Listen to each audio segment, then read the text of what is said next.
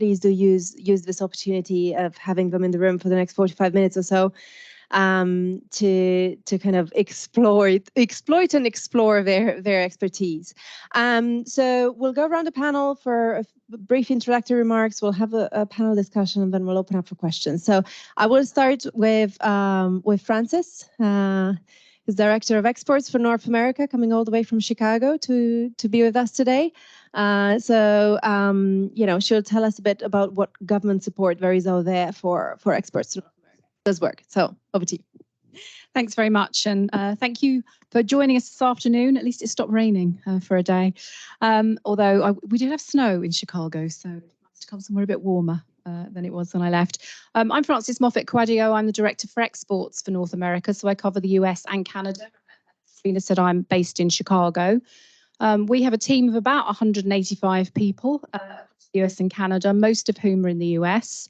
And we have a team that's solely focused on technology, but of course, technology comes into pretty much everything.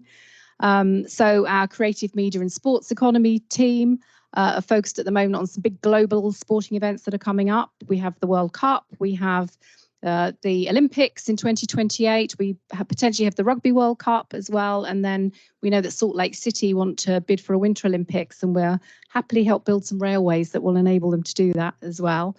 And as you move across, we've got healthcare, life sciences, we have financial and professional services, we have infrastructure, we have clean growth and energy transition, and I know I've forgotten a sector, but it'll come back.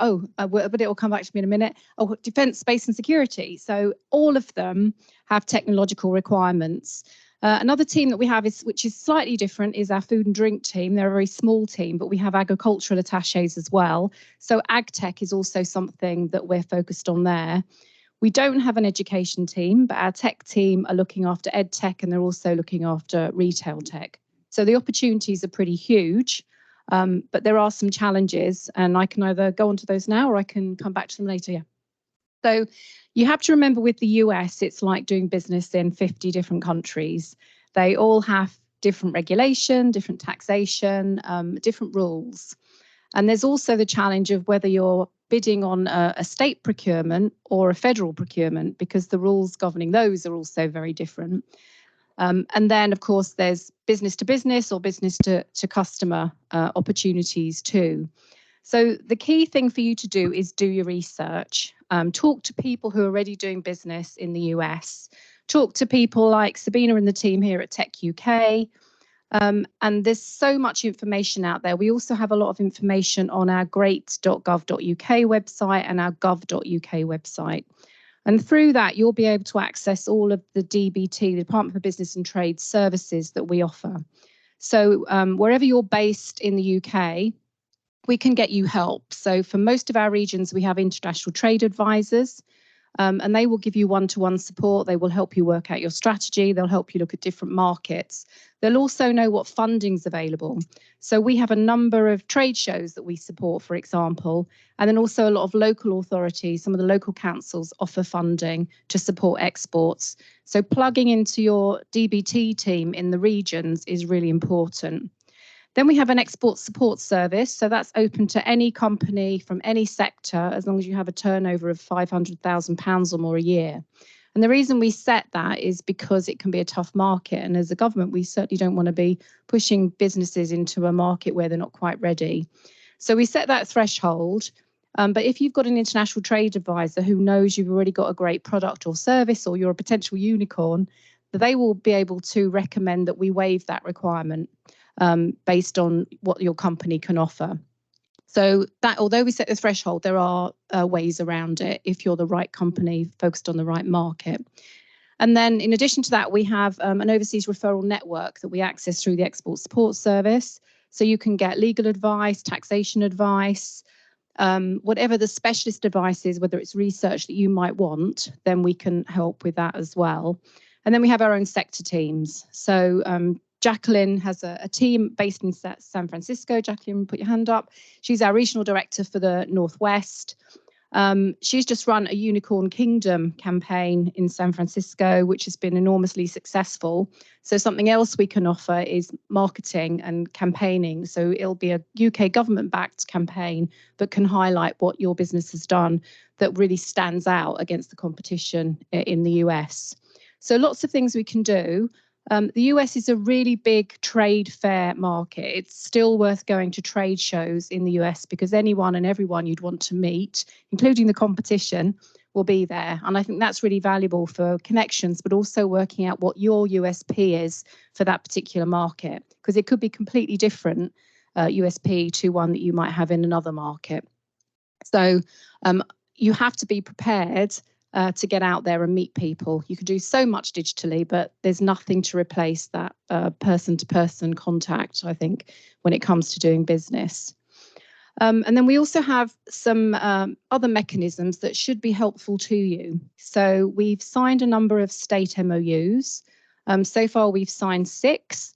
But the first one was with the state of Indiana, and that includes sustainability, a lot of with things like women's economic empowerment and the diversity content goes across all of them.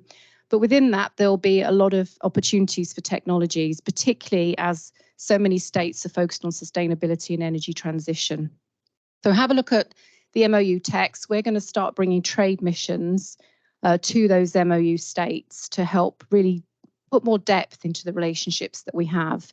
So at the moment, we've got Indiana, North and South Carolina, Washington State, and I'm going to forget some, Oklahoma and Utah. We're about to sign with Florida. We're also talking to New York, California, Texas, Colorado, and Illinois. So you can see that some of those states will have massive opportunities for tech companies, and I can guarantee that tech will feature. I know that Illinois want us to focus on quantum, for example, as they see that a real strength for their own state. So lots of opportunities. The other key thing you need to do is bring us the barriers and the challenges that you're facing, because if we don't know about them, we can't necessarily overcome them. And sometimes at events like this, I was actually at a very small event in Wales in a tech hub there, and there were 2 companies who'd had exactly the same issue in Canada, and even the Canadian High Commission who were with me hadn't heard about this issue that they were facing. So do tell us. There's a mechanism for logging them on gov.uk as well. But if we know what they are, we can overcome them. And sometimes they're issues. I was talking to a company this morning, a marketing company, who were bidding for a state procurement and were told they couldn't actually win the business unless they set up in the market. Well, that's completely untrue. So what the US Trade Representatives Office, who are sort of our counterparts, have done, they've made their own regulations so complex that even their own staff don't understand it. And so we're able to challenge that kind of thing. And then we've also formed a really strong relationship with the National Association of State Procurement Officials. They have worked with us to demystify US state procurement. There are lots of technology procurements that come up on the different state websites. They've also developed 2 modules for us for the Export Academy. Have any of you gone through our Export Academy? One person. Did you find it useful?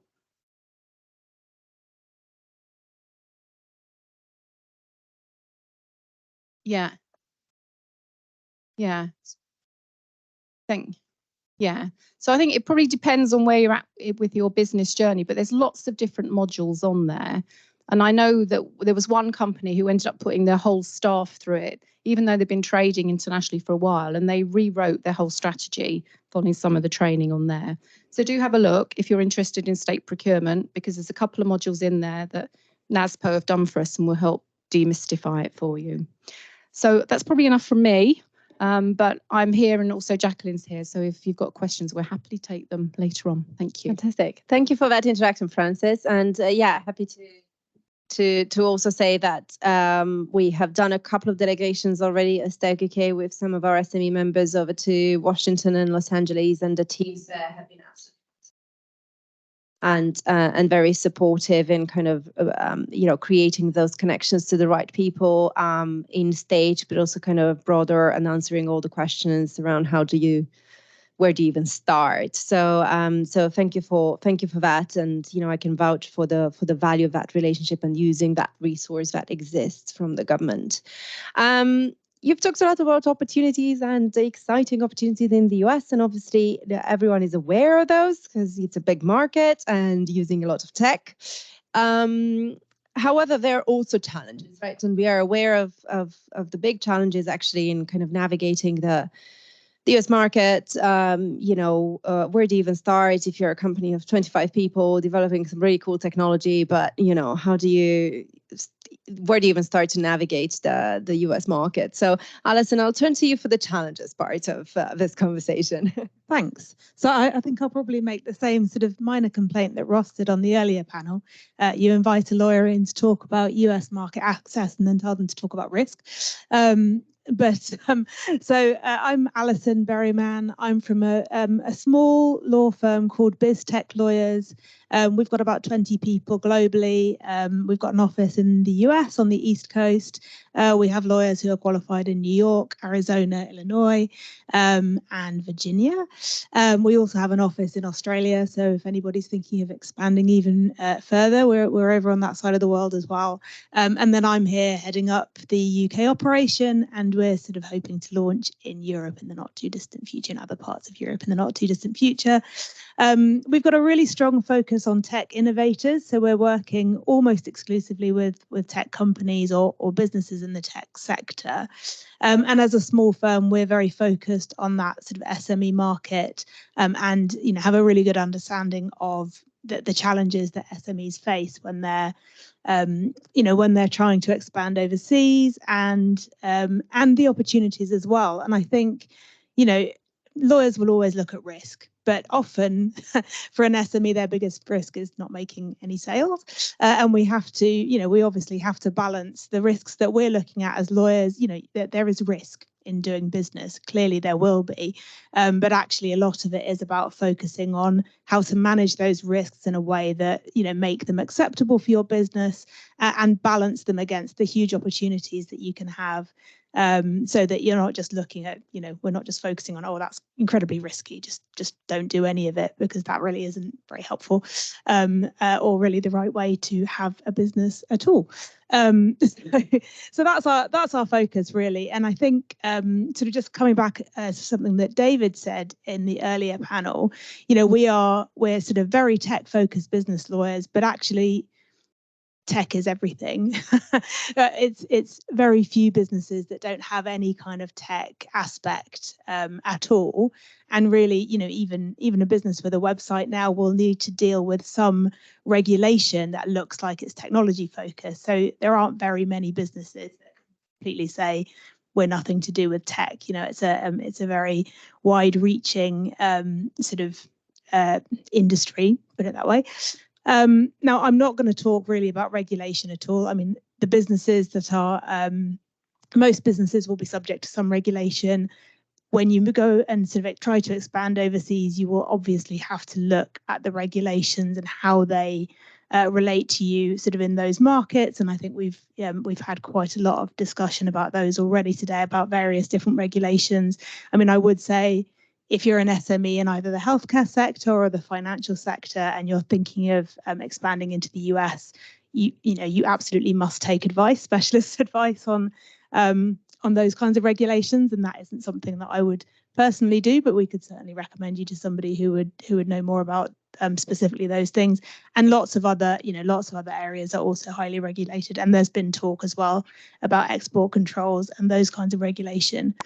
But more generally, even if you've looked at the regulatory risks and the different regulations that might apply to you, and you're covered on that basis, I think it's really important to understand that there are significant differences in the US to what we might be used to over here in the UK, and sometimes more widely in Europe.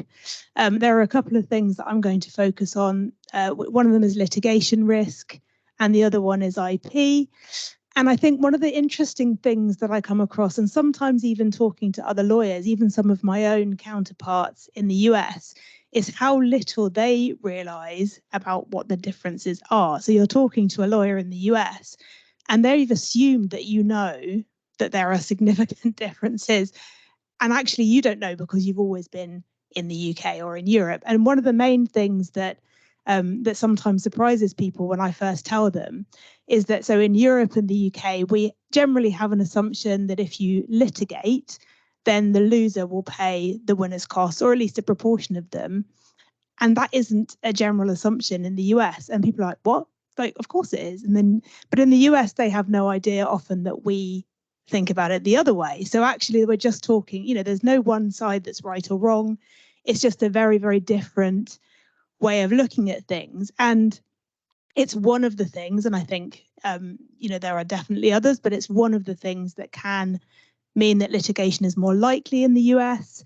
And it's one of the things that can mean it's, well, it's less risky to start it, because, you know, if you start a litigation or a claim and you lose, you're not on the hook for somebody else's costs, whereas, or at least you might not be. Whereas in the UK, typically that's what you'd be looking at. You know, if I start a claim and then I lose, I'm going to be on the hook for the other side's costs. So, you know, you need to be more certain before you go down that road. And the same with defending a claim. I think, you know, you would only bother defending it if you have a, you know, pretty good chance of success, or you believe that you do. So that's something that's really key to understand. And like I said, something that isn't always sort of universally understood before you start.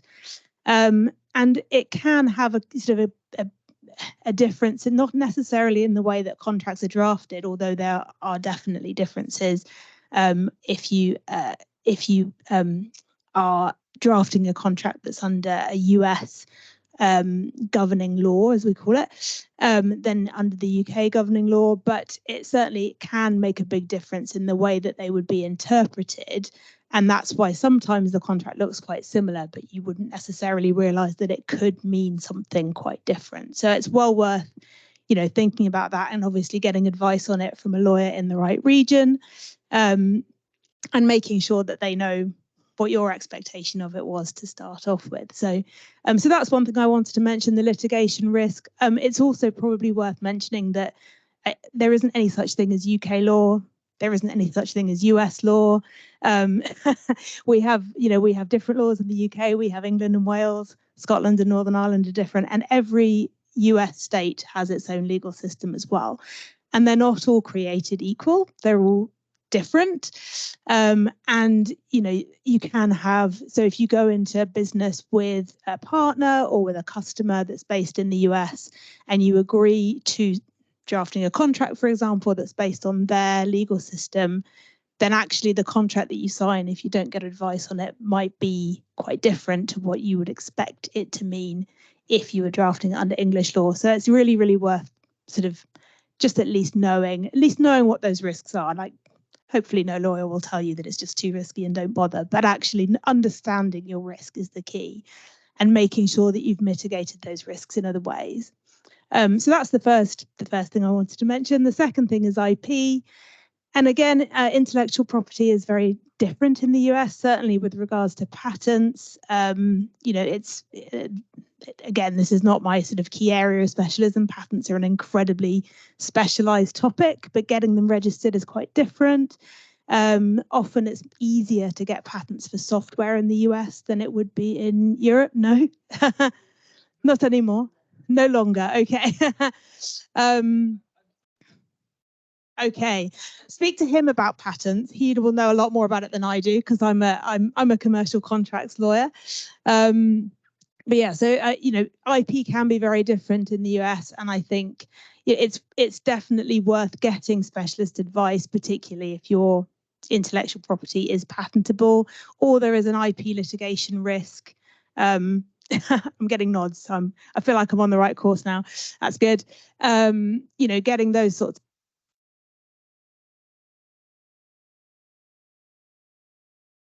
The microphone might have thought I'd talked for too long about patents. Yeah, so the IP litigation risk is definitely one to be aware of, and again, to make sure that you mitigate. So I've talked about risk. There are a number of ways of mitigating, and a lot of them are just about the sorts of stuff you should be doing in your business anyway, making sure that you are, running your business in a careful manner. There can, it is also worth considering, and I know this is something that Francis touched on, considering whether you should think about setting up business in the US. It's not going to solve any of those risks for you, but potentially can be used to ring fence your US risk if you do it in the right way. And again, really, really important to get legal advice on how to do it, when to do it, and to do it properly, and ensure that if that's the reason why you've done it, that it's effective in that way. And sometimes it's called the Delaware flip. Almost all US companies seem to be incorporated in Delaware. 4 million companies are incorporated in Delaware, I understand, and there are legal reasons for that. That particular state laws have set themselves up particularly to encourage businesses to incorporate there. And it's something that a lot of UK and other international businesses do for a whole variety of reasons. But for one of the reasons is that it can help you ring fence that US risk. A few other more sort of positive reasons, again, for right or wrong, in some cases, people are told they have to do it. Sometimes that's driven by their customers who just want to do business with another US company. Sometimes it's driven by funding. Sometimes it's driven by the need to have a bank account, which can also, can make it easier. And sometimes it's driven by tax. And again, I'm not going to talk a lot about tax because that is insanely specialized. And if you are worried about the tax implications of what you're doing, talk to a specialist tax advisor. It used to be a lot about staff as well, although I have to say in recent years, we've seen a move away from particularly setting up so that you can employ people and a move towards an employer of record type arrangement. And that's often if it's only because you want to employ people, that can be simpler.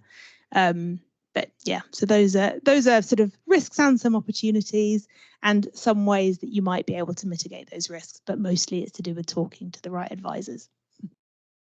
Thank you. Yeah, that sounds complex enough that you guys will have a job for the rest of your lives. It's also one of those things that we hear time and again, and that's why, when someone from the government asked us earlier whether there are some market access barriers we can, quickly tell them about and sort.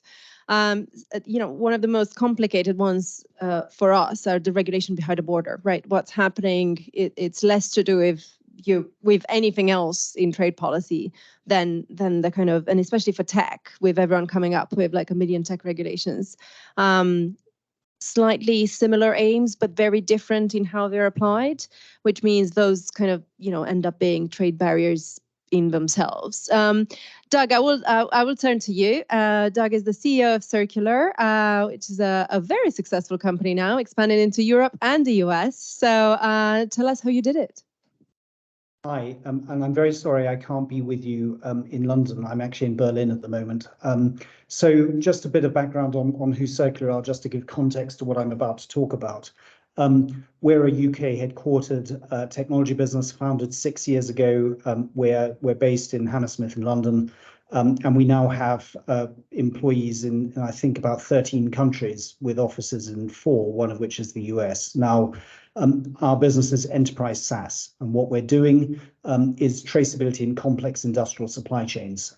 Most of our work at the moment is in the battery value chain, supporting in Europe the European battery regulations, and in the US, not only European battery regulations, which is obviously very relevant to US car manufacturers like Ford, who are selling cars in Europe, but also US legislative requirements for things like the Uyghur Forced Labor Protection Act, and also to underpin the source of raw materials under the Inflation Reduction Act. The tax credits are quite generous for car manufacturers that are able to source raw materials in the right places and do enough of the work to qualify for, broadly speaking, an umbrella called Made in America. And that's really where I want to start my sort of description of how we've got into the US market. So today we work with one large consumer electronics company, 3 major auto manufacturers, and about 15 other participants within the battery value chain, doing everything from mining to refining within the US market. And we've done that within the last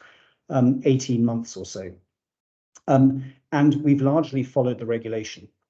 Now, European battery regulations, without turning you all into battery nerds, have been coming for a very long time. And so auto manufacturers that sell vehicles in Europe will soon have to start issuing battery passports per vehicle, which will show or demonstrate not only the responsible sourcing of materials, including recycled content, and a carbon footprint per battery.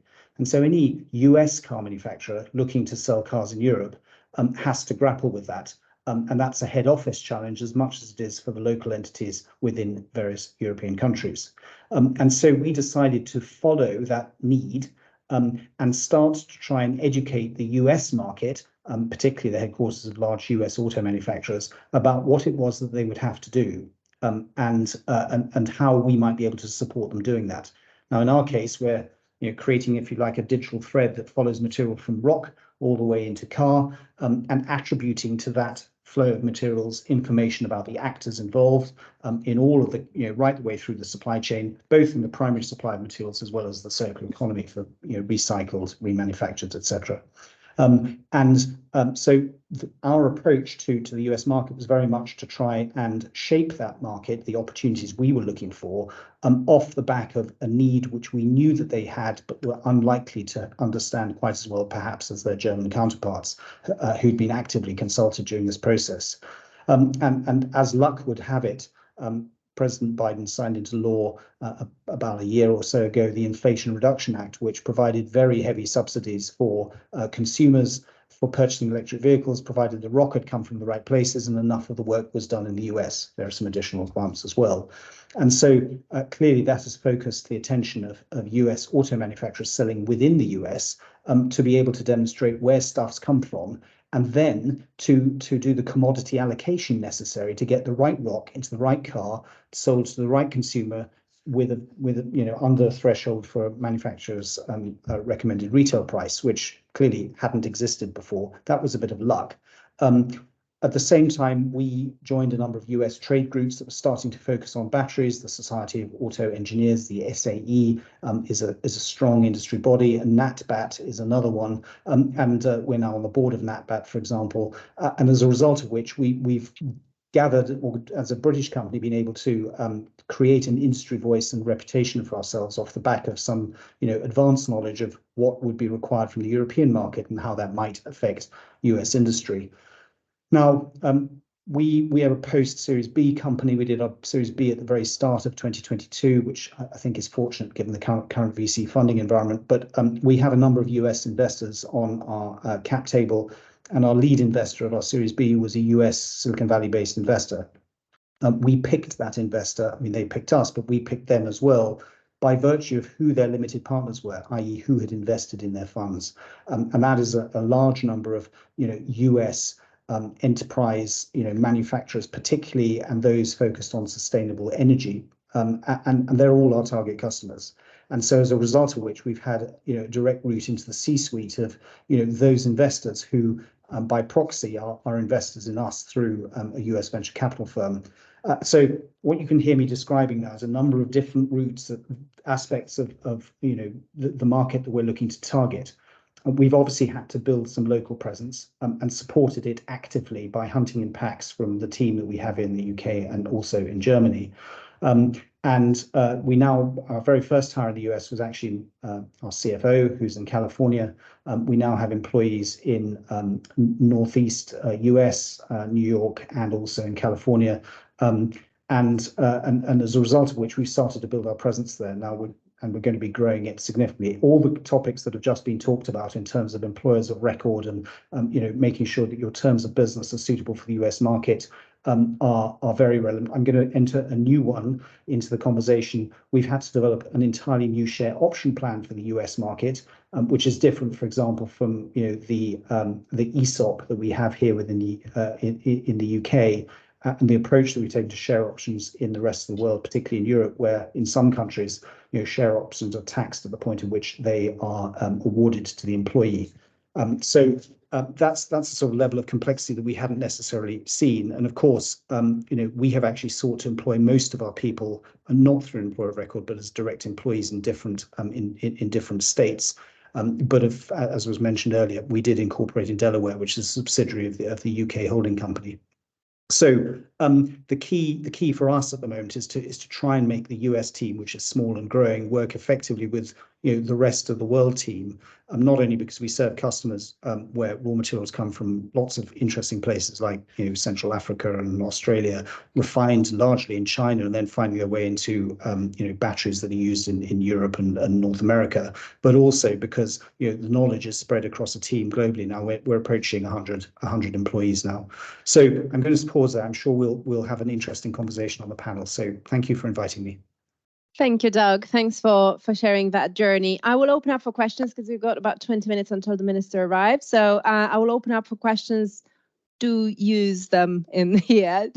I can't stress that enough. Normally they're expensive people, some of them.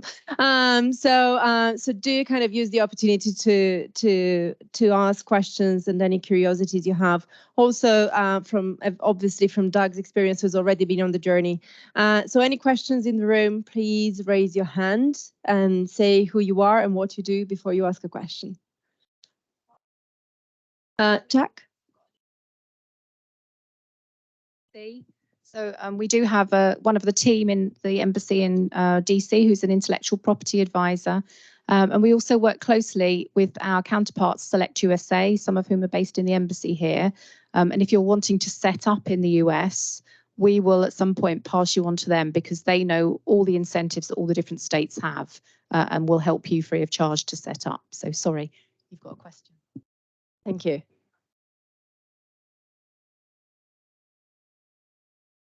Thank you.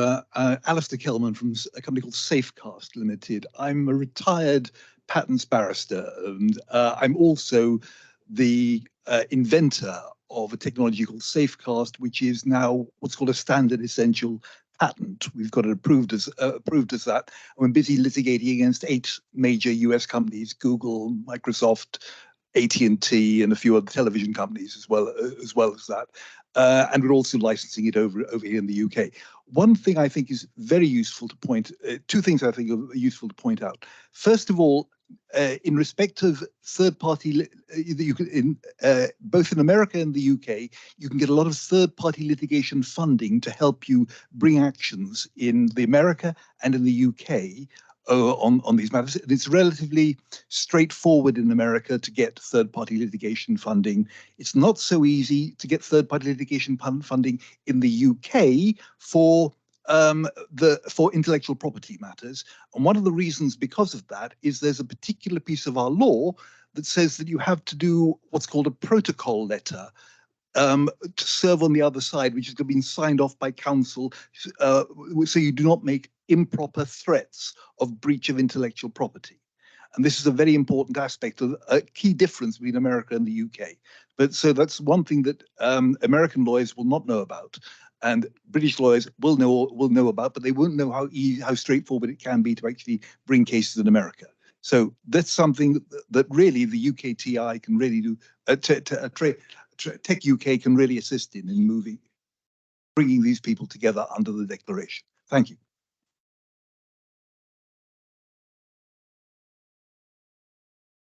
Unfortunately, I mean, don't tell anyone we work for a tech organization, but we have one functioning microphone for the whole room.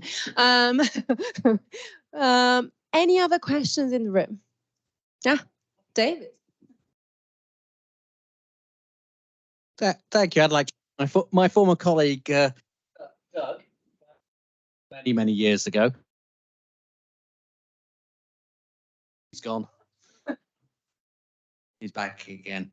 Yes, I'd like to ask my former colleague, Doug, what does he think the government could do to help his company's journey, or what could it have done? Because it sounds like he's done pretty well, as I would have expected him to do from all those years ago. I think we were colleagues about coming up 20 years ago. Yes, yeah. I can only see the back of your head, but it's nice to see you. Thanks for the question. So that was David Hennig, just in case. Hello, David.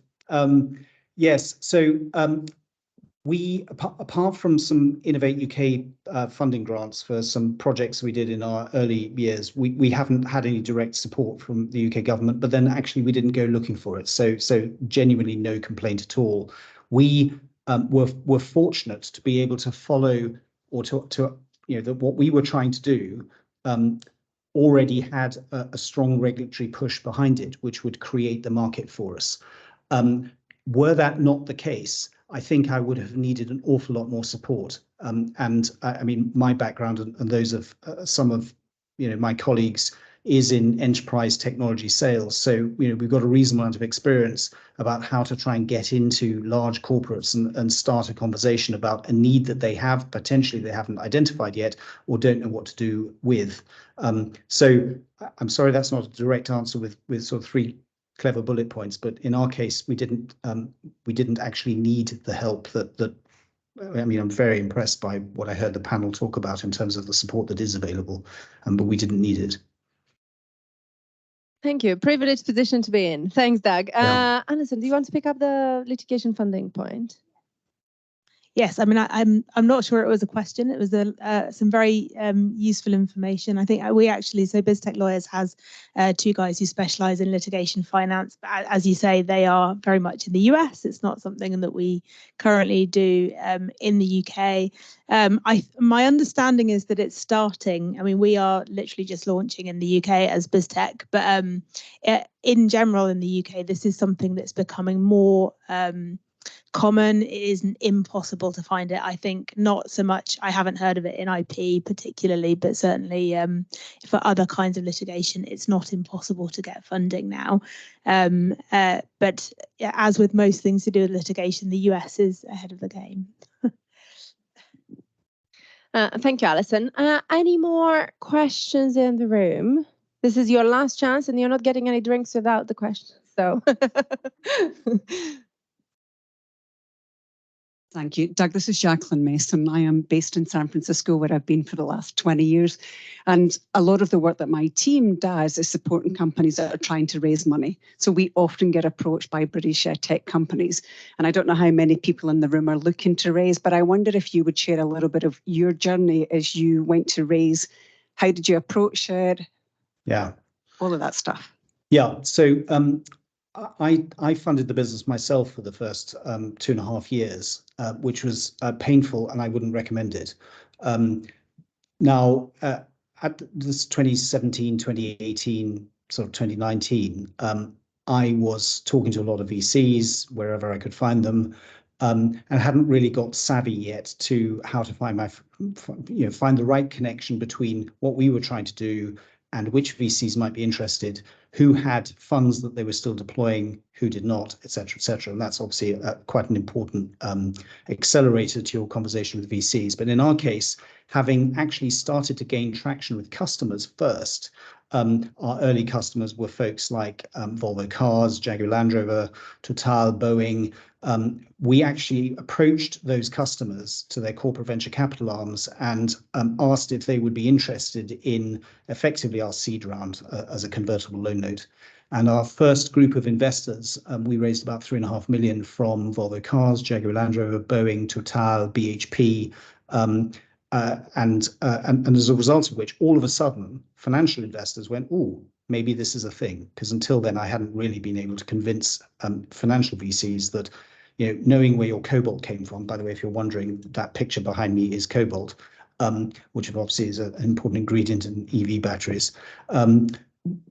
I hadn't really been able to convince them that demonstrating responsible sourcing or measuring the inherited carbon footprint, the inherited scope 3 from your battery value chain was going to be necessary at scale across entire industries. But of course, fast forward to today, we have a whole family of digital product passports coming in the EU. The first is the battery, consumer electronics, construction, textiles, whole variety of industries will have to be able to demonstrate where has stuff come from, has it been responsibly sourced, what have you, the manufacturer, inherited from your supply chain, what have you done about it, and by the way, what's the carbon footprint of the products you produced. We're fortunate that we just started before that became mainstream and had a solution in place at the point at which folks wanted to start buying it, and the VCs have really followed industry in this case, which is not normally the case. Quite often you'll find the big VCs ahead of industry adoption of technologies. An example today might be AI. But one of the other lessons I found was that it's very easy to jump on a bandwagon. We started our business, we have a blockchain, and we use machine learning within our platform, but we've tried very hard not to talk about technology, because actually it's about the solution you solve and why this combination of technologies actually do it better than any existing approach. And we've always focused on that. Some VCs are just chasing the next trend, in AI being the obvious one today, but it was blockchain a few years ago. And that, I think, will probably continue. In our case, we focus ruthlessly on what is our, where is our deep domain expertise, and how can new technologies unlock old problems at scale. And when you find the right investors, they talk that kind of language too. Thank you, Doug. We have the minister in the room, so I'll just go through the last round of questions for all of you before we move on to the closing keynote. Francis, I'll start with you maybe.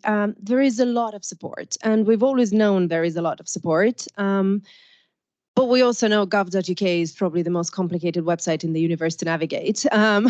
So maybe for the people in the room, if maybe they're thinking of, or online, maybe they're thinking of their trade journey, maybe they're thinking of the US, where do they even start? Like, what's the best starting point to figure out what kind of support is available for them other than navigating gov.uk? So actually, it's not that difficult. On great.gov.uk, there is, if you just look for something like Find My International Trade Advisor or Exporting Globally, it will take you straight to a page that will enable you to link on that, which will put you through to our central inquiry unit. And from there, they will signpost you. They will help you navigate the whole system. A couple of things I will say is, don't underestimate the value that being a British company brings in the US. British products and services are still really highly valued and respected. So, where it makes sense, promote your Britishness. And also, I'd say don't underestimate how behind parts of the US are when it comes to technology. So you may still be paid with a check in the US when you're doing business. There is an awful lot of potential. And as Doug has demonstrated, we're ahead of the curve on lots of things. We've just introduced lots of companies into a 9-state EV charging infrastructure opportunity because we're ahead of the curve on EV charging infrastructure. So, do think about where we're leading globally, because you will then be able to lead, as Doug has, in different parts of the US network. Thank you. Alison, I'll turn to you for maybe, a last piece of advice as they're looking at the market. You've mentioned litigation risk, you've mentioned IP. In terms of what are some of the other possible areas they should be kind of thinking about when it comes to kind of the law side of things? I think Doug mentioned it earlier, but actually all of those things, what they feed into, which is the work that I do mostly, is about your terms, how you come to an agreement with your customers, and the paperwork that it's written on, which just does have to be tailored specifically for the market that you're selling into, and to make sure that it's done properly. And I just sort of reiterate the same point that actually, if you decide to do it without the proper advice, then you're taking risks that you may just have no understanding of at all, or really may not know that they exist. So it's not about just avoiding every risk. It's about understanding what they are, and working to ensure that they're managed properly and that you've reduced them to the extent that you can. Thank you. And Doug, I will finish with you. And the question for you is maybe one or two things that you would have done differently if you were to start the journey again. We've had a number of false hires in the US. Now, obviously, employment legislation is different in the US, and you can cycle employees faster than you can in the UK and many other jurisdictions. We've tried to apply sort of what we would consider to be good practice, employment practices exported from the UK to US employees, but that hasn't always been wise, because sometimes with salespeople, if they're not gaining traction, you need to be able to, they're expensive, you need to be able to sort of move on and get others. I think that's one piece of advice. The other is that I hired people in the US because I was told by some of our US investors, US customers like buying from US salespeople. I've found that's not necessarily true. Good salespeople can sell into many jurisdictions, and that hasn't, we haven't needed to be sort of US led in that regard, particularly if what we're trying to do is bring effectively best practice from, the European market, that obviously include the UK, to help US manufacturers on their journey. The other lesson I think that we've learned through this process is that there's an enormous amount of opportunity, particularly if we've developed good practice here in the European market, which is, the US market is behind in, and there's suddenly a need off the back of, for example, new regulations to catch up fast, particularly after the back of a whole variety of black swan events, which means that these sorts of decisions were delayed for an extended period of time until we got through COVID and stagflation, or started to grapple with stagflation, etc. There's a world of opportunity, but obviously we've made mistakes along the way. One just has to be able to move fast to rectify those and learn from them rapidly. Thank you so much, Doug, and thanks to my panel. I think the lesson from today is that we need to do more of these, and more of this conversation is about resources available and best practice and success stories from other companies who've been on the journey, and what they can share with the rest of us all. So thank you, everyone. Thanks to my panelists, two very exciting discussions today, and I will please join me in thanking them.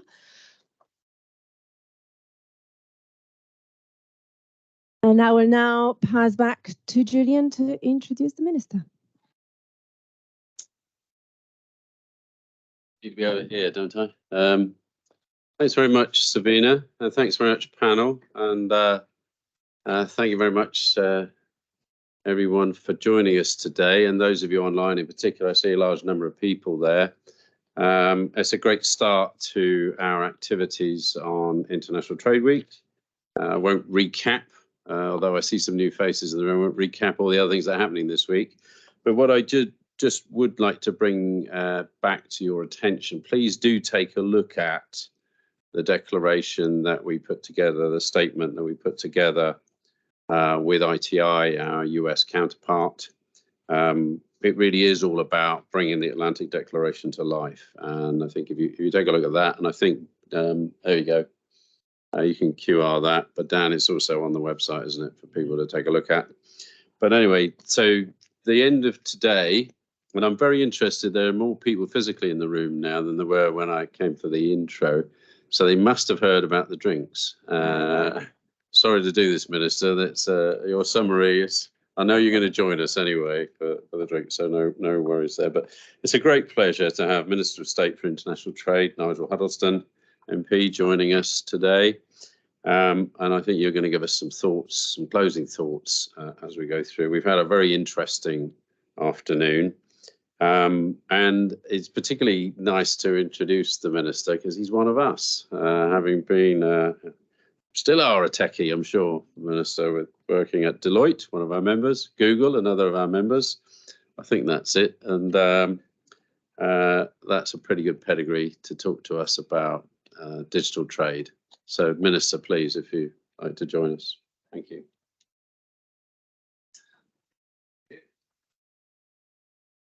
So good afternoon, everybody. And indeed, I just came for the drinks as well, but I've got to give you a speech first of all. Yeah, thanks for that intro, Julian, that bit of background. I say, whenever I come to an event, I get a little bit of a bio, and I was really impressed with Julian's bio until I read the final bit where I saw he's a West Ham fan. But I'm sure he's as disappointed with that fact as everybody else is at the moment. Can I say a huge thank you to techUK and, of course, the Information Technology Industry Council for giving me the opportunity to speak today. I also want to thank Sabina and the techUK delegation for travelling to California. Very hard, I know. To California just last month, I think it was, to participate in the UK-US dialogue on SMEs. And I think, this is a key focus for us all. So thank you for participating in that. And may I also congratulate you on an excellent report. And I look forward to carefully considering that. There's some really good points in there. But it's fantastic to be here at the start of another International Trade Week, and I'm told that this year is the biggest yet. And I'm delighted to kick this week off by taking the opportunity to say a few words to you all. Before I get on to the main topic of the speech, though, which of course focused on the US and data and digital and tech, just following on from the conversation you just had there, I was really intrigued because one of the themes that's coming across is the UK's leadership. I'm in a privileged position to travel the world in my international trade role at the moment. And I think those of us that are able to do that, the way that the world perceives us and the admiration that the world has for us and the leadership which we show is truly remarkable, and the success as well that we have. If only we had the same confidence as the rest of the world sees in us, because we might be in a much better shape. But there are so many ways in which the UK shows leadership, and that's down to you all. We should never forget that. So we can go around the world being very proud, not arrogant, but very proud of the successes. And we do need to champion the UK, because of course, if we're not doing it, then nobody else is. And it's very easy to talk us down, but there are so many opportunities to talk us up. In my role in trade, for example, we just went up from the 6th to the 5th biggest exporter in the world, and we've retained our position as the world's 2nd largest exporter of services, for example. That shocks so many people when I say that, because lots of people think we'd be much, much further down. We're not. And we're not so much further down for a very good reason, because we've got this really great collaboration going on at so many levels between yourselves, between the private sector, but also the public and the private sector. And I applaud everything that you've done, because it is your work and your effort that's made us be so successful. But of course, I should say this, techUK is itself a great advocate for our industry, your industry as well. And the team here do a great job at showing the world what we have to offer. So please continue to do that, because as I said, we've got to keep doing this. And as someone who, as Julian said, has spent a lot of their pre-political career working in this area, I'm also a proud champion for UK tech. And I take every opportunity to talk about its importance to our economy. And when I talk about the economic importance of tech, I'm not just referring to the big names or the big unicorns, though we have quite a few of these, over 140, I think, at last count. I'm talking about the SMEs, and I'm talking about many, many businesses right across the country, like you, that are the beating heart of their local communities. And I see my job in government as helping you to do your jobs as effectively as you can. And for me, that means helping you access the bigger markets around the world, including, of course, the US. Our relationship with the US was worth about £290 billion last year alone, and SMEs do already contribute a huge amount to that partnership. In fact, the US is the #1 market for smaller UK businesses. And I'm very glad that today you've had the opportunity to hear about some of the ways in which the government is helping UK tech firms access the American market. And I wanted to give you my own perspective about DBT, the Department for Business and Trade's approach to supporting tech businesses to trade around the world, but in particular with the US, and as I said, more broadly. And in short, our approach is about securing the UK's position as a global tech leader, go back to the point I made at the beginning, so that we can truly realize the full potential of our economy. That means being on the front foot in terms of our approach to innovation and its impact on trade. It also means anticipating and resolving the barriers that tech businesses may face when trading around the globe. And it means deepening our relationship with key partners such as the US, leaving no stone unturned when it comes to cooperation, so we can tackle the issues that you face at every level. In the past year alone, the government has made some significant strides in strengthening our partnership with the Biden administration. In addition to agreeing a solution to the US Section 232 tariffs on UK steel and aluminium, and removing a long-standing US ban on UK lamb, for example, we have strengthened our supply chains too, and deepened trade relationships through the Atlantic Declaration. We've also been signing PACs, or MOUs, Memoranda of Understanding, with individual US states to boost our economic cooperation. But you might be wondering, what does that mean for your businesses? Well, the answer is that we can achieve all this. If we can achieve this for steel and agriculture sector, there is every reason to think that we can also do great things to boost the tech industry's access to the US as well. And the Atlantic Declaration, forged between the US and the UK in June this year, offers the potential for us to do exactly that. As you will have heard, the Atlantic Declaration is a first of its kind agreement covering the full spectrum of our economic, technological, commercial, and trade relations. It reinforces our shared position as each other's closest allies, and it enables us to work together to address the challenges and the opportunities of the modern economy. It focuses on a number of pillars, including leadership in critical and emerging technologies, ever closer cooperation on economic security and technological protection toolkits, as well as partnering on inclusive and responsible digital transformation. And our strategy of strengthening trade ties with individual states in parallel to our work with the federal government is paying dividends. Since spring last year, we have signed 6 MOUs, 6 Memorandum of Understanding with US states, and these are Indiana, North Carolina, South Carolina, Oklahoma, Utah, and Washington.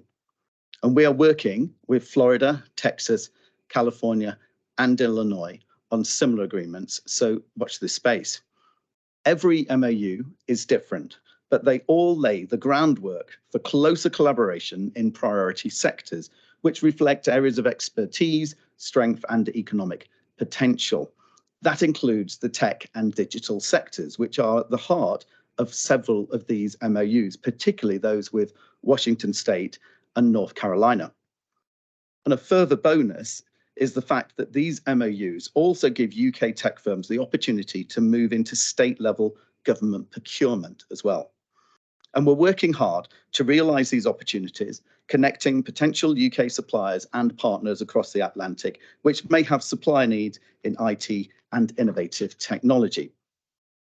However, it's not enough to just sign these agreements. We want to make sure that they also get used. So please don't hesitate to get in touch with my team, and we want to hear how these state-level MOUs are working for you and can work for you. Technology is a truly global industry, and demand for UK goods and services is rocketing, and ever-deepening pools of global capital are searching for the next tech superstars. As we all know, supply chains to move trusted data around the world are now just as important as those for physical goods. And the global market for digitally delivered services is already worth trillions, and it's growing at breakneck speed. So we're placing the UK at the heart of a network of global trade agreements that power productivity, create jobs, ensure trusted data flows, and drive economic growth right across the UK. We're pursuing modern digital provisions also that make trade simpler, cheaper, and faster, locking in liberalisation and supporting the delivery of goods and services to distant markets. Our innovative digital provisions in trade agreements with partners such as Singapore, Japan, and Ukraine are clear examples of all this. And digital trade is one that's at the heart of our plans for a revamped trade deal with Turkey.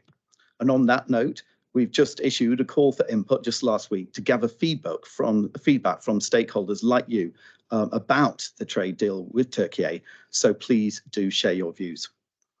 And more broadly, the government is focused on developing digital trade rules that enable businesses to access new markets and facilitate technology investment.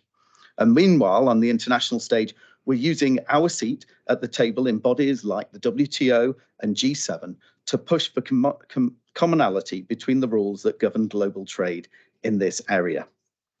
So please don't hesitate to reach out to the Department for Business and Trade to find out what kind of support we can offer businesses like yours. There is a lot more support than you may imagine. So ask my team, for example, about Export Support Service, which is a great way to access markets around the world, or the Digital Exporting Program, which uses its relationships across the world to help thousands of companies sell their products and services in new markets. So I'd like to conclude by saying a huge thank you again to techUK for inviting me to speak to you all today. And if I have one final message, it's this. Whether you're an entrepreneur or a policymaker, whether you're based here in the UK, in the US, or elsewhere around the globe, please let's keep working together. Because by building bridges, continuing our conversations and cooperating on very significant challenges, then we will succeed in harnessing the power of tech to truly transform our economies, our societies, and indeed the world. Thank you for all you do, and thank you for inviting me here today. Cheers.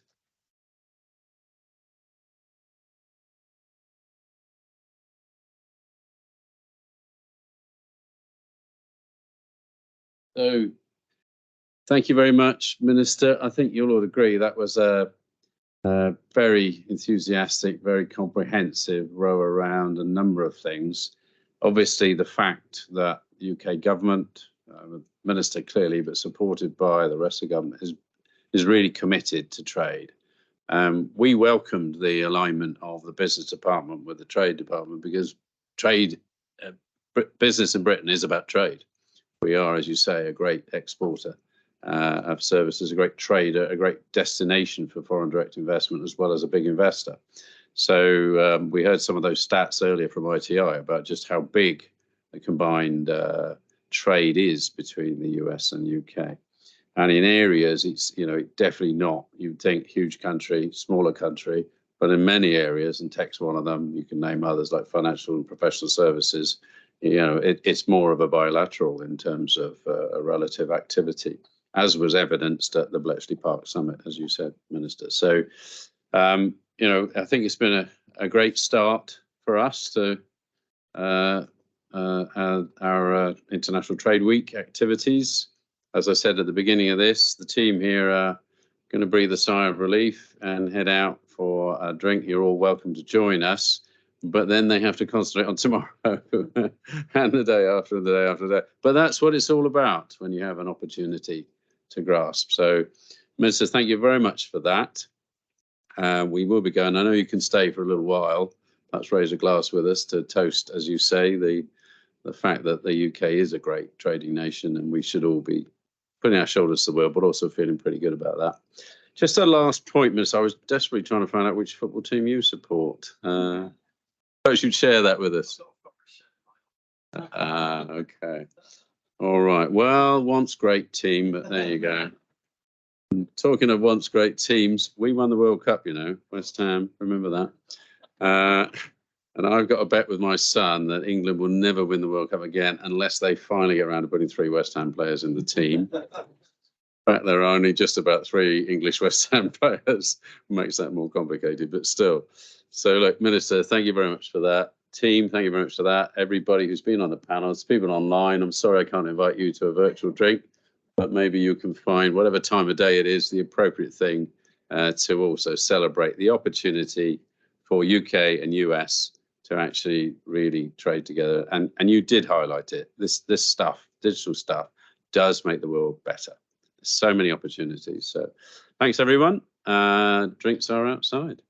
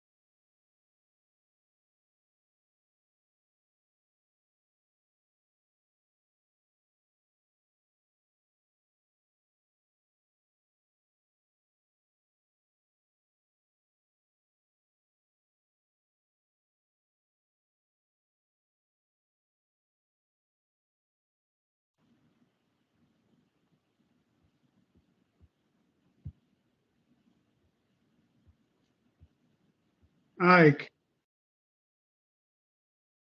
Ike.